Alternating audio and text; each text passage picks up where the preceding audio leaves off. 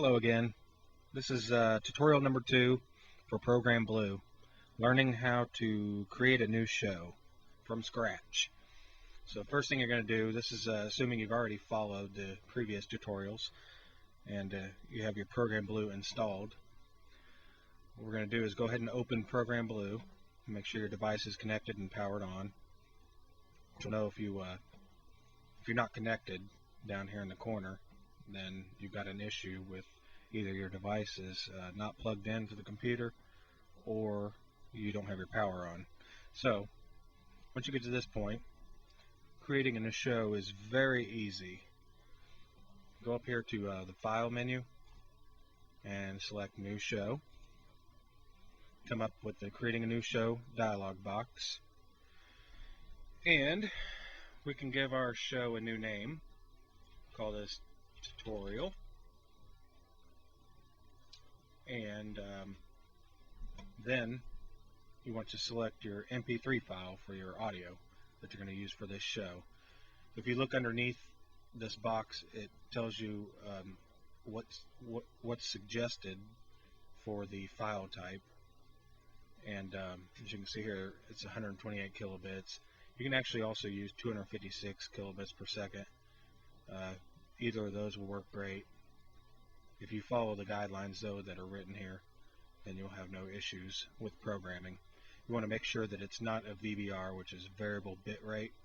If you have an audio file that is VBR, Programblue will have problems. Whenever you're recording, the audio will fall out of sync because it's a variable bit rate. So do not use any VBR audio. So I'm going to go ahead and browse here to select my audio.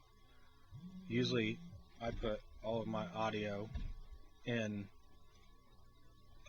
audio folder that is under Programblue. Let's see here. There's an audio folder that is automatically created under Programblue. So that's where I put all my audio files that I want to use to program with. So I'll go ahead and select this audio MP3, and then next field I need to fill out here in this box is the author's name, which is automatically populated with the name of the owner of this software. You can also change that name if you need to, if you have someone else at your house or programming a show or whatever you want to put in there for that show. Then the next box is the channel template, which I will go into more detail with in a different tutorial on creating channel templates and loading and exporting both of those. But basically, if you wanted to load a channel template, you would click Browse and select which one you wanted to load. Basically what it does is, since the software contains 255 channels within it, at default they are named channel 1, channel 2, and so on and so forth. So whenever you set up your robot band or your robot show or whatever it is that you are controlling with this software, you can go through and rename channels to whatever they are specific to, such as if you have a robotic dog and you want to name channel 22 as his mouth, you can put, rename it as dog's mouth, and then after you've renamed all these channels, you can export as a channel template file, which then you can later import when creating new shows, and you won't have to go back and rename all of your channels again. So that's just more of a convenience. Lock programming, you can select this if you want.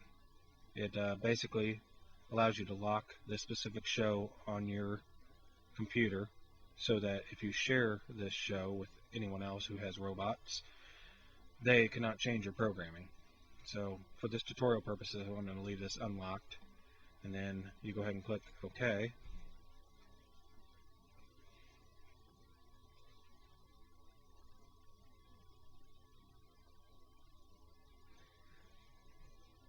This will load the audio into our main programming window.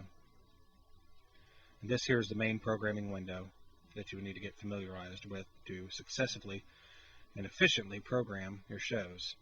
It's pretty exciting. Once you learn all the shortcuts and features, you'll be well on your way to creating your first show. Anyway, this is the end of the second tutorial on how to create a new show from scratch.